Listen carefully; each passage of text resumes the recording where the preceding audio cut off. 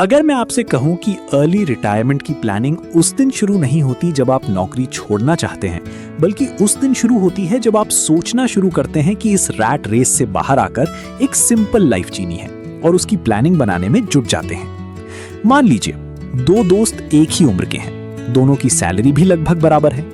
पहला हर सैलरी बढ़ने के साथ अपनी लाइफस्टाइल बढ़ाता जाता है, दूसरा हर बढ़ी हुई सैलरी का एक हिस्सा अपनी भविष्य की प्लानिंग के लिए अलग रखता जाता है। 10 साल बाद दोनों की इनकम शायद एक जैसी हो, लेकिन उनके ऑप्शंस बिल्कुल अलग होंगे। एक के लिए नौकरी जरूरत बन जाएगी, दूसरे के लिए सिर्फ एक चॉइस। अर्ली रिटायरमेंट का राज कमाते रहने में नहीं, बल्कि आज अपने फ्यूचर के लिए जगह बनाने में छिपा है। अगर सच में जल्दी रिटायर होना चाहते हैं तो ये 3 आदतें आज से ही शुरू कीजिए। पहला, हर इनकम का कुछ हिस्सा नियमित रूप से इन्वेस्ट कीजिए। दूसरा, अपने महीने के खर्चों को कंट्रोल में रखिए। और तीसरा कि लाइफस्टाइल में कम और एसेट्स जैसे घर, दुकान, स्टॉक्स, एफडी, बॉन्ड्स आदि को जोड़ने पर ज्यादा ध्यान दीजिए।